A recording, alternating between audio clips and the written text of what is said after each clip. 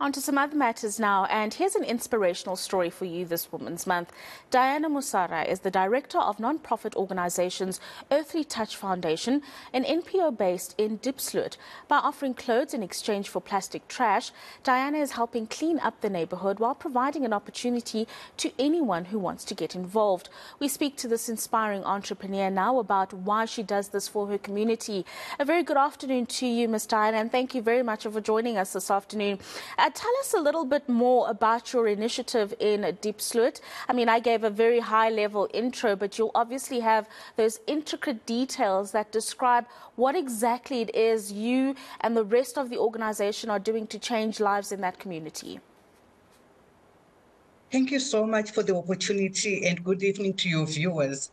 So our initiative was actually started as a result that we were assisting students in Diepsloot with extra lessons, but then we ran out of space. And with running out of space, we needed another classroom. And that's when we came across an idea around eco-bricks. So we looked around our environment. There is quite a lot of litter in Diepsloot. There is no service delivery. So we realized that this could be an opportunity for us to use materials that are in our environment to do something. So we decided that we wanted to build a classroom out of eco-bricks. But for us to be able to do that, we needed the community to come on board and also to incentivize the community to stop dumping the plastic, but bring the plastic to us in exchange for either clothes, second-hand clothes that get donated to us, or they get food. So that's how this whole idea started. We also went out and started calling on organizations and schools to also get involved, because global warming is a situation that is going to affect all of us. So people heeded that call, and they also started donating eco-bricks to us.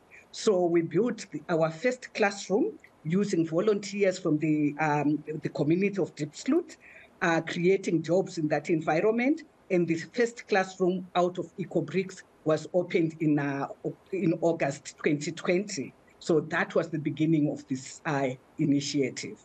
I mean, we do have some visuals which we'll share with our viewers shortly, but I just want you to perhaps explain the process of creating an eco brick and the completion time that it takes to build this, because ultimately it's such an important initiative, because you are addressing issues of infrastructure when it comes to learners getting infrastructure to get an education, the climate change issues that we have, but also the huge pollution issues that we have in many communities across the country. How exactly is an eco brick made?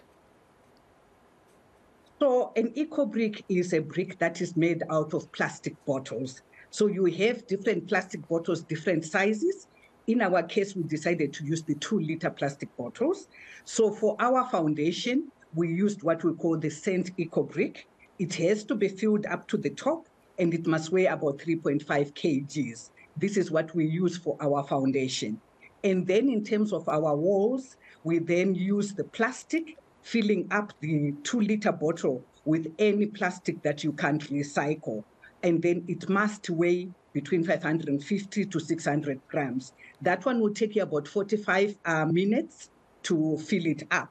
It has to be compact because of the thermal properties that must come in, so that when you fully compact it, when it's cold, it provides the environment becomes, or the room becomes quite warm.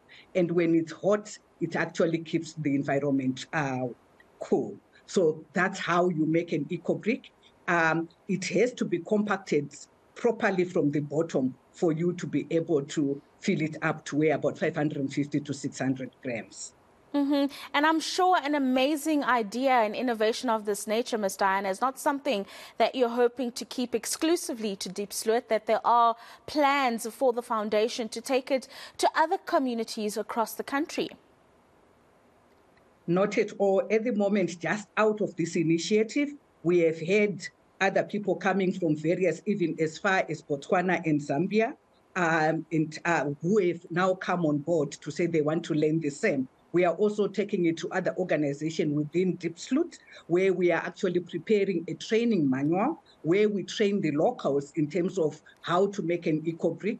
what has also become very important in terms of part of this education is for people to realize that what you consider to be litter and trash, you can actually use it for something useful.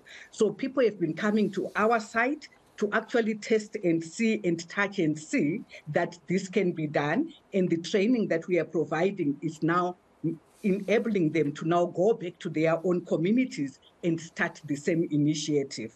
So it is something that we are really hoping that more and more people get involved. We have had schools getting involved, but we are actually hoping from other communities within South Africa who need shelter to also start adopting this concept, because they are doing two things: providing shelter and also getting litter, because plastic pollution contributes to global warming.